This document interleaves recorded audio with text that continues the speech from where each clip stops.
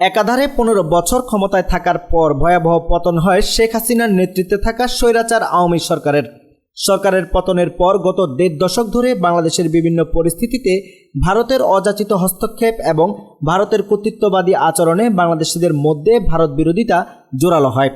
ক্ষমতার পালাবদল সদ্য ক্ষমতাচ্যুত শেখ হাসিনার পালিয়ে ভারতে আশ্রয় নেওয়া ভারতের মিডিয়ার অযাচিত সংবাদ প্রচার, সাম্প্রতিক বন্যা এবং সীমান্তে স্বর্ণা দাসের হত্যাসহ নানা কারণে ভারত বিদ্বেষ চূড়ান্ত আকার ধারণ করেছে।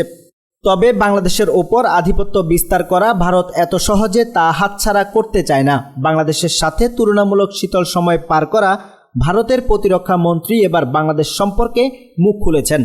ভারতের শান্তিরক্ষায় সশস্ত্র বাহিনীকে যুদ্ধের জন্য প্রস্তুত থাকতে বলেছেন দেশটির প্রতিরক্ষা মন্ত্রী রাজনাথ সিং। একই সঙ্গে বাংলাদেশের বর্তমান পরিস্থিতি বিশ্লেষণ করতেও বলেছেন।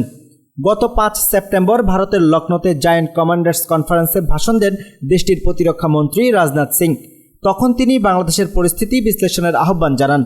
ভাষণে যৌথ সামরিক দৃষ্টিভঙ্গি বিকশিত করার তাৎপর্য তুলে ধরে উস্কানি মোকাবেলায় সমন্বিত, দ্রুত ও কার্যকর প্রতিক্রিয়া দেখানোর উপর জোর দেন ভারতীয় প্রতিরক্ষা মন্ত্রী।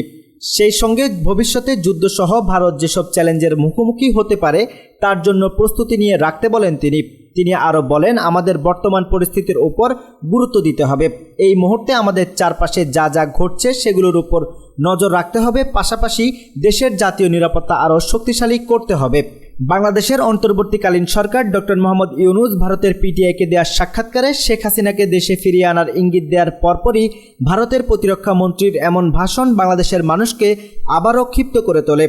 তবে বাংলাদেশের ছাত্র জনতার গণ অভ্যুত্থানের মধ্য দিয়ে নতুন এক দিগন্তে উপনীত হয়েছে। ফ্যাসিস্ট আওয়ামী লীগ অবৈধভাবে ক্ষমতায় থাকাকালে ভারতের আগ্রাসনের বিরুদ্ধে জনগণ আওয়াজ তোলার সাহস করেনি, কিন্তু এখন আর বাংলাদেশের মানুষ চুপ থাকছে না।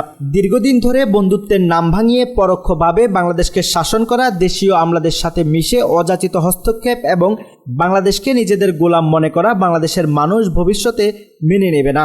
ভারতের প্রতিরক্ষা মন্ত্রীর ভাষণের পর ৬ সেপ্টেম্বর ত্রিপুরার ডুম্বুরবাদ অভিমুখে লং মার্চ কর্মসূচি শুরু করে ইনকিলাব মঞ্চ। বিপুল পরিমাণ ছাত্র জনতা নিয়ে রাজধানীর শাহবাগ থেকে ১০টি ট্রাকে শুরু হয় এই লং মার্চ। আন্তঃসীমান্ত নদীতে আন্তর্জাতিক আইন লঙ্ঘন করে বাঁধ নির্মাণের প্রতিবাদে এই কর্মসূচি ঘোষণা করে ইনকিলাব মঞ্চ। ভারতের দীর্ঘদিন ধরে করে আসা আধিপত্যের মনোভাব আর বাঙালিদের নতুন করে দেশ গড়ার অঙ্গীকারের মাঝে ধীরে ধীরে তলানিতে গিয়ে ঠেকেছে দুই দেশের সম্পর্ক।